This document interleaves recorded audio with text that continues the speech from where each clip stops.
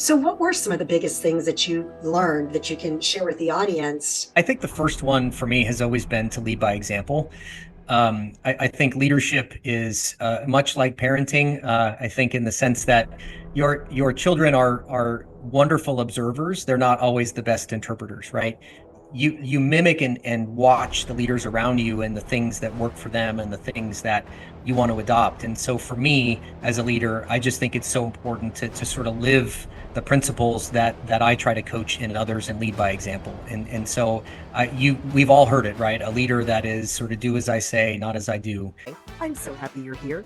Happiness Solved is the place where we explore everything you need to become the best possible version of you. This is Sandee Sgarlata, and today I've got some exciting news for our dedicated listeners. We've just launched our exclusive members only portal.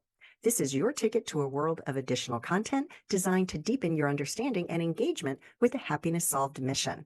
To learn more about all of the exciting benefits, stay tuned until the end of the episode where I will explain in greater detail. For those interested now, head over to happinesssolved.supercast.com. Today is another amazing conversation, so let's get started. Michael Lopez, such a pleasure to be seeing you again. I know we've had a Zoom call before in the past. So happy to have you here on the show today. How's it going? Thank you. It's wonderful to be here. It's going great. It's April Fool's Day, I guess I just realized. So hopefully, maybe we'll get a joke or two in, but it is wonderful to see you again and excited to finally catch up and get a chance to chat more.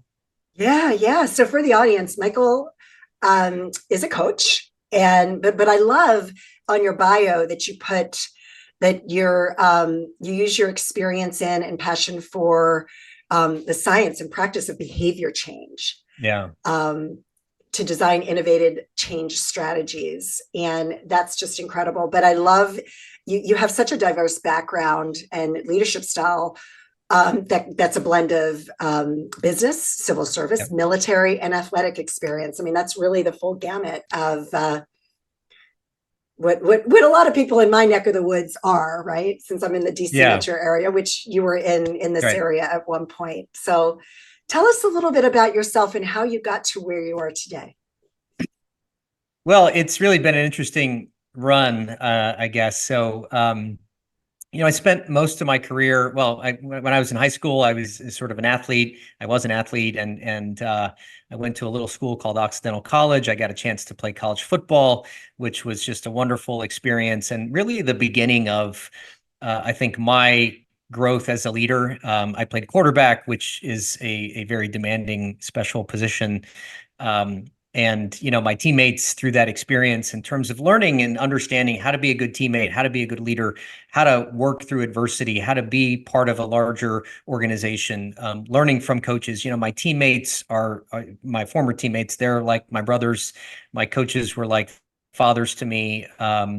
Every good thing I've learned about being a leader teammate started there. And then I graduated. I spent 5 years working for the Defense Intelligence Agency, which is all I ever wanted to do when I was younger was grow up and be a spy, which I thought would be pretty cool. I was not a spy, but I got to work in the intelligence community. And, the military, I think, is just such a wonderful organization for these same concepts, right? Leadership, teamwork, development, resilience, grit, grind, performance, understanding the power of collective performance, particularly.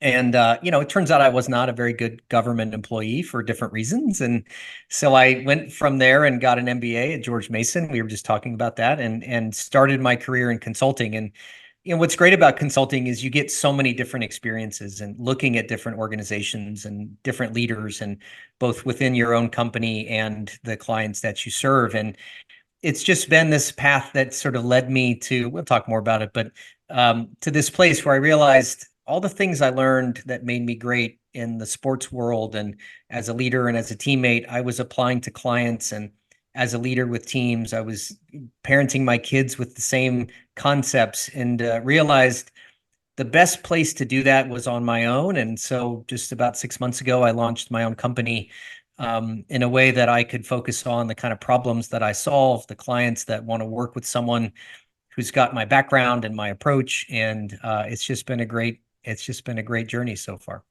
Well, and for the audience, you're kind of undermining what you did, but you were a managing director both at Booz Allen Hamilton and KPMG. I mean, those are some of Yeah. the largest consulting companies in the world. Yeah, yeah, and it's interesting. I joined KPMG during the pandemic. I was actually at EY before that, so I spent 13 years at Booz Allen, which is a wonderful company. Of course, very big in the DC area, given their role in the government. And I actually say my LinkedIn, I changed. Most people write their LinkedIn, and it's kind of a summary of what they did at those companies. I actually changed it to write down about what I learned at those companies. And I will say that Booz Allen was wonderful. Many things that I still practice today about organizational culture, and particularly the joint accountability of a collective culture where joint incentives are really important.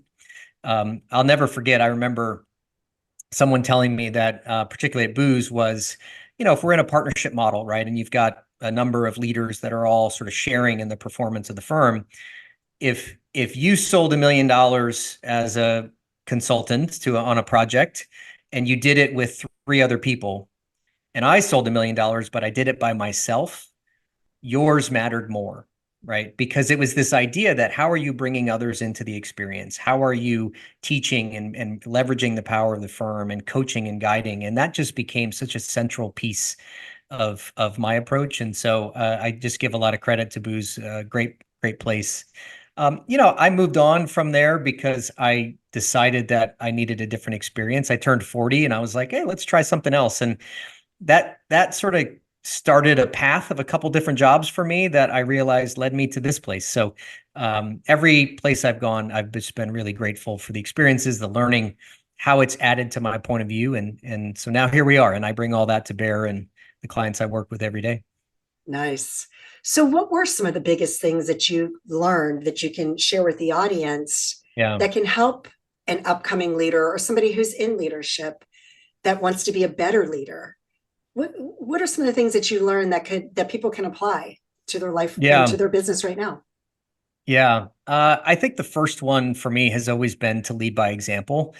I think leadership is much like parenting. I think in the sense that your children are wonderful observers. They're not always the best interpreters, right? You mimic and watch the leaders around you and the things that work for them and the things that you want to adopt. And so for me as a leader, I just think it's so important to sort of live the principles that I try to coach in others and lead by example. And so we've all heard it, right? A leader that is sort of do as I say, not as I do. My wife and I were driving back from celebrating Easter with our families last night, and she was talking about a leader that she's been working with. And she said, at the end of every call, there's this really awkward moment where the leader tries to sort of demonstrate thanks and empathy, and they're saying all the right words, but there's an emotional disconnect between what they're saying and how it lands, right? So leading by example and leading authentically, I think we hear that phrase a lot, but it's hard to fake it. People see if you're not being genuine, right? People understand when you're only halfway in, right? And so I tell my kids all the time, actually, and people I work with, I'll never ask you to do something that I haven't done or am not willing to do myself, right? Because Yeah. I think it's just such a disingenuous place to operate from. I mean, I think that's the first thing. And on that piece of authenticity, I mean, I think your style has to come through. I'm a bit of a troublemaker. I'm a bit of a nonconformist. I challenge. I've done it since I was a kid, right? I ask hard questions, but I ask those of myself, right? I'm willing to challenge my own beliefs. I'm willing to be wrong. I'm willing to say I don't know, right? And I think it's important as a leader when you do that, because it lets other people know that you're just a human being too. And I think that would be the third thing I would say for people who want to be leaders is, admit when you don't understand something, because it gives the people around you the freedom to be honest with themselves that, hey, I'm learning, right? And if you're never not learning, that's a bad thing, right? You should be learning up until the day they close the casket, right? I mean, every day should be a journey of learning something new. And so, for me, that's just a big piece of this idea that I am a person. I make mistakes, I learn, I get it wrong, but I'm always going to get up and try again. And so for me, those are just the three big principles that I try to operate with. Oh, I love it. You said so many amazing things there. Let's go back to authenticity Yeah, because you're right. If you're not walking the talk, people, it's going to yeah, come through. People are going yeah, to know, right? If you're not fully living and practicing what you preach, so to speak. And yeah. I hadn't heard that saying, do as I do, not as I say. I hadn't heard that in a very long time. Uh, But I remember that. I remember that very well. But here's the thing. If you are not able to admit when you're wrong, or when you're not able to fully live in as your authentic self, what's really happening there, right? When you break yeah, it down, it's fear, yeah, right? yeah, You're afraid of what the other person may think. You're afraid of maybe consequences or whatnot. And when you're coming from a place of fear, nothing is going to work out for you, right? yeah, That's not how yeah. life works, right? Right, It's right. all about coming from a place of consciousness. So, do you have any tips to help people to break those walls down or peel the Yeah, layers away to kind of really like show up as their authentic self and put that fear or the ego, whatever you want to call it, put it in the back yeah, seat, yeah. right? Sure.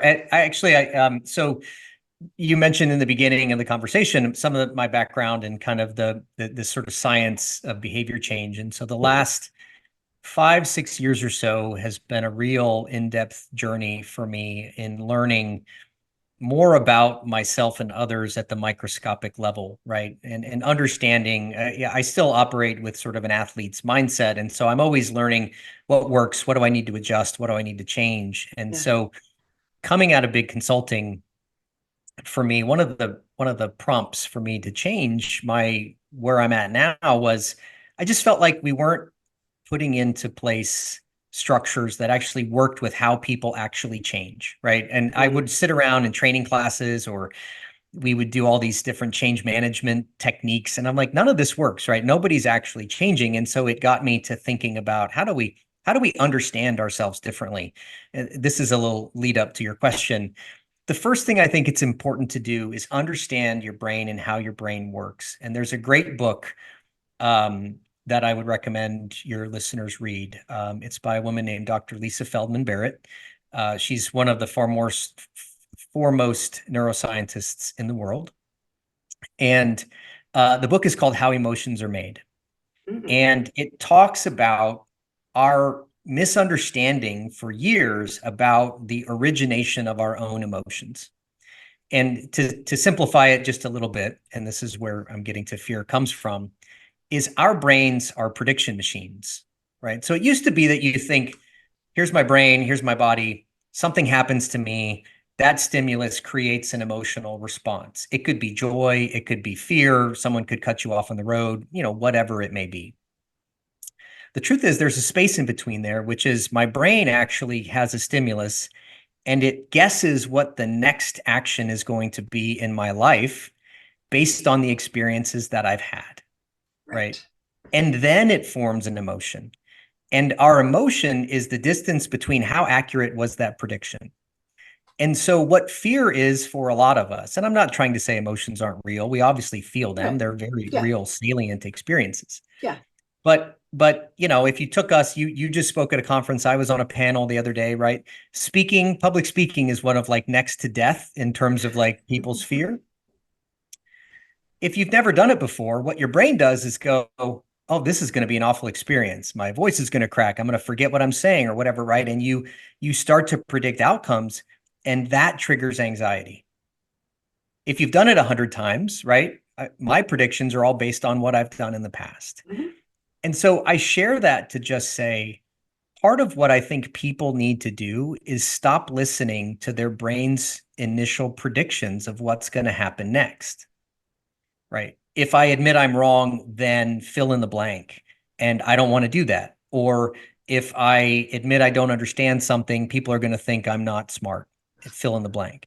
You've got to sort of turn off your initial reaction, because oftentimes your initial reaction is just predicting or protecting you from what you think may happen, and you're not even aware of it. You're not even conscious of it. So that's a very technical answer to say it's okay to not listen to your reactions.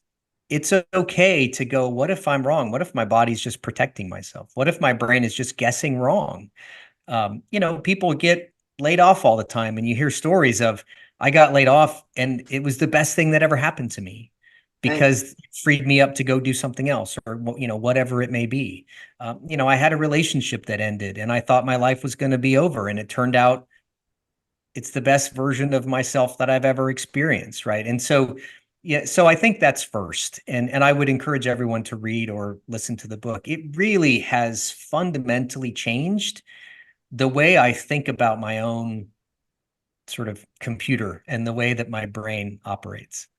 I love that answer. Thank you for going for, and I hadn't heard it explained like that before, because I know that, like, how I interpreted that, to just really dumb it down, is like we just start making up stories. We do. We do. It's just a story we're making up, right? Yeah. And that story And is referenced only to your own experience, right? right, You, Sandee, can't make up a story about Michael's life, and Michael can't make up one about you. So if right. someone asks us the same question, you and I are going to have two very different stories and predictions, which in the change world, and this is what's so interesting about clients and is kind of big groups, multiply that by 1,000, multiply that by 5,000 people in a company. Why would we expect the same question to change everyone in the same way? It wouldn't, because we all have different stories. Right. Yeah. Yeah, And our body and our minds, because of our DNA, and because it goes back centuries upon centuries, right? that's right. We're always drawn toward fear. Correct. That's our default, is to Yeah. go towards fear.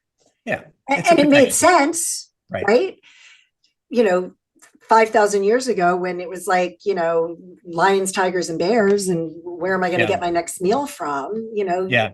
The fear was such a predominant way of being, Yeah. and it Yeah. was a survival. Whereas That's right. today, it doesn't serve us Right. the way it used to. Yeah.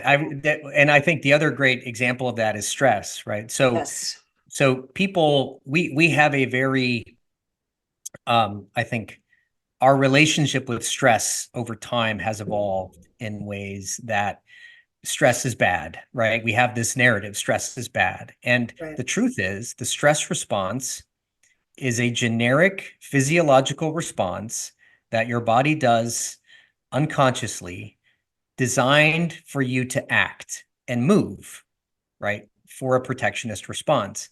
And Right. of course, that's happened over millions of, thousands of years. But today, so if I go up into my public speaking example and I'm stressed, that response is neither good nor bad. It's simply my body's way of priming me for focus, alertness, and activity. But we've sort of taken every stress response as I should never be stressed. Stress in the near term is very good for us, right? The Yeah. human body was designed under stress. We learn under stress. You want to know how to make someone remember an experience? Make it stressful, right? Make it highly emotionally salient. That's what you remember, right? You remember the highs and the lows. And so, yes, long-term stress, of course, is very bad. We know that from a science perspective. And there are versions of stress that are highly traumatic, and I would never minimize the Exactly. impact of that on people's lives. But stress is a good thing. And we've sort of tried to, I think, anesthetize ourselves to some of those experiences, but it's something to listen to, right? So instead of thinking about fear, think about it as stress and the stress response designed for me to focus on the moment. And when I do that, I change the narrative of I'm afraid to I'm focused and I'm ready, right? That's a way to get people. One of the greatest phrases I've ever heard, I use this with athletes a lot, is it's okay to have butterflies. Just try to Yeah. get them to fly in formation, right? And so it's your body's way of priming you to be ready. It's normal. Oh yeah. I mean, I used to tell my skaters before they would step out on the ice to compete, Right. like this is normal. If you didn't have the butterflies, there's something wrong with you. Right. And it's because of that that you're going to perform at a higher level Yeah. because you Yeah. care. And You care about yeah. it. Yeah. Yeah. And there's ways to get in front of that in the sense of like I always say, so I'm like a cold shower guy. I do a cold shower every day. Took one this morning. It's awful, right? It's not fun. And it's never not fun, right? But 2 minutes of that experience, first of all, it triggers the release of adrenaline from your adrenal glands. It's really good for you for your immune system, right? The stress response, by the way, also fights bacteria, it fights viral infections, right? It's designed to prime your body. You release white blood cells, all of this great stuff. But it also makes me more resilient to moments where I'm in meetings and I'm like, wow, this is really hard. But I'm like, you know what? If I can do that, I can do this. And so I'll actually tell a little story, if you don't mind about it. Please do. Yeah. My first time in the government. So many, many years ago, and it's like 1998 during the war in Kosovo. And a lot of people may not remember that, but there was this really bad guy from Yugoslavia and Serbia, former Yugoslavia, and we were going to get him. And there was an air campaign. I worked in the Pentagon. I was like 25 years old, and I was the chief air defense analyst in the Pentagon to the chairman of the Joint Chiefs of Staff. I'm 25 years old. I don't know anything. I just raised my hand and was willing to go do the work. The first day of the air campaign, I'd been working for like 18 or 20 hours, and they call me up. They say, "Hey, they want you upstairs." And I don't know who they is. I go upstairs. I walk in the room, and it's, if you know anything about the military, it's like the assistant chairman, it's the J1, the J2. There's more stars in this room on people's shoulders than I can count. There's two sitting House of Representative folks. There's the chief of staff of the Air Force, right? There's probably 1,000 years of experience in this room, and I'm 25 years old. And I walk into the room and I sit down and they say, "Tell us what happened today." And I mean, I still remember the feeling of the stress response in my body. I was Yeah. terrified, right? Yeah. And then you just go, right? You just start talking and moving through it. And I remember to this day, I actually used to stutter really bad when I was a kid. Mm. And my wife teases me. She's like, "I can't imagine that you would do that." And I'm like, "But yeah, once you get through an experience like that, you can get through anything, right? I'm going to be okay, right? I survived. I'm going to be fine." But if we listened to that story in our lives, you would freeze, right? But that's not how the system works. Yeah, I love that. And I always tell people and my clients and whatnot, keep a badass list Yeah. Yeah.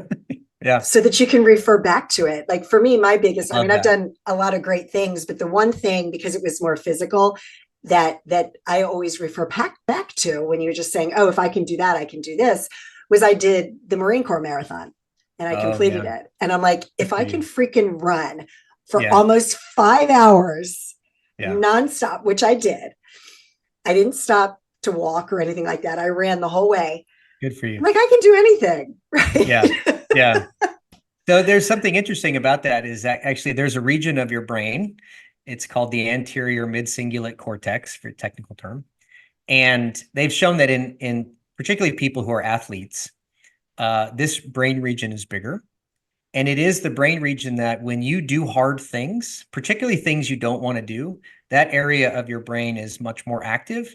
And it's the part of your brain that actually controls all your physiological responses, right? So people who are first responders, right, and showing up on scenes of catastrophe, we've seen many of these examples. People who are in the military, people who are law enforcement, they walk into situations that the average person would be terrified of, but they've Right. trained that part of them to be able to respond to that differently. So, what I would encourage people to do, back to your question of how to be a better leader, is do really, really hard things that you're afraid of.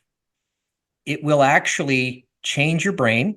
It'll make your body more efficient in how you assign resources in terms of hormones, your heart rate, all of this stuff. It'll make you more calm, more poised, and more willing to try to do hard things, which makes you a better leader by example.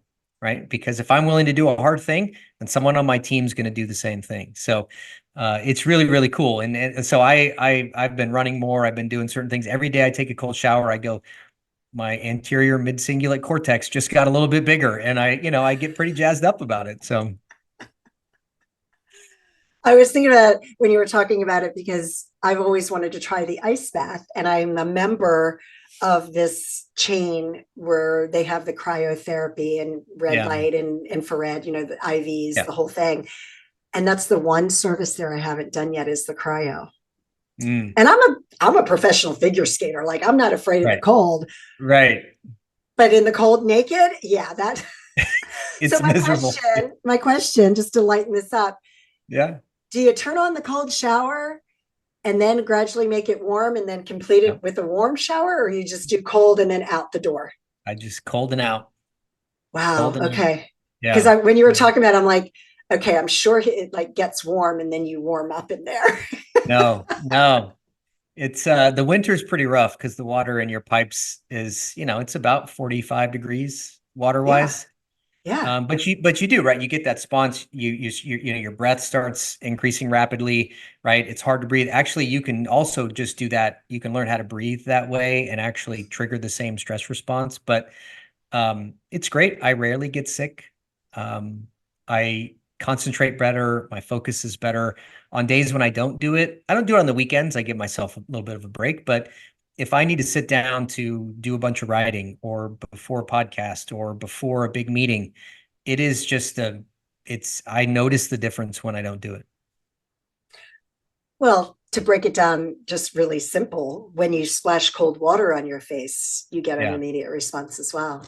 Yeah. Yeah. There's all other great, I mean, saunas are really good again for triggering stress responses. There's all sorts of ways to step into this behavior in a way that gives you the confidence to kind of move into the next big thing that you might be struggling with or nervous about, and whatever it may be. Maybe it's a hard conversation. One of the best pieces of advice I ever got was, how to do a hard conversation? You just do it, right? You just do it, and you get through it, right? And then when you get through it, you'll figure out what you learned, what you maybe could have done differently, and you'll have more confidence to do the next one, right? So Well, there's a reason that Nike has that as their tagline. that's right. Yeah. Just Yeah. do it. Yeah. Yeah. And it's one of the things that one of my clients years ago in the Air Force, actually, I have these sort of 6 principles of human transformation that I kind of focus on about if you want to change something about yourself. And one of them is called initiating movement. And I got this from him. It's just a wonderful phrase, right? Initiate movement.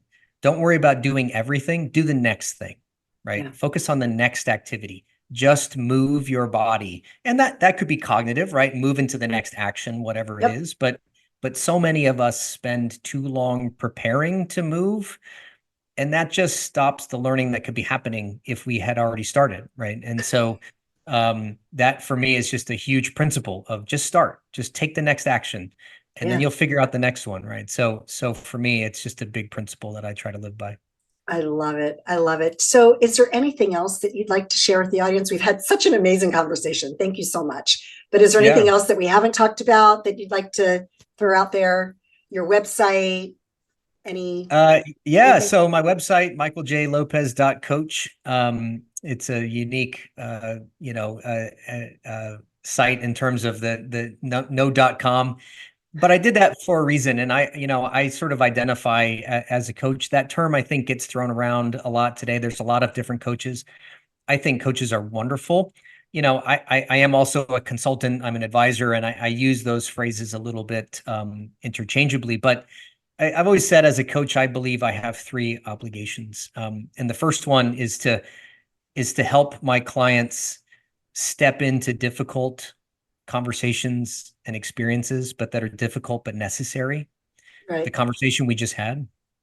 The second is to help them through that process, right? Is to understand and to be there as a source of support, just like I do for athletes on the field, right? When we go, I coach high school football still, and it's one of my passions, and I love it, and it's a way to give back. And we don't send athletes onto the field and then just leave them alone. We're there with them the whole time, right? Going Right. through feedback and all that sort of stuff.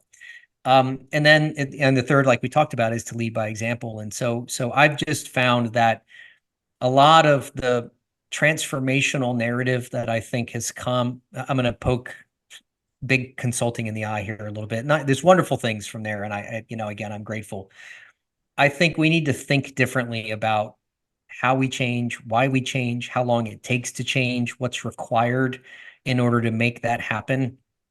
And my purpose has been to have the no kidding conversation with clients, right? This is what it takes. It's not easy. It's not easy on purpose.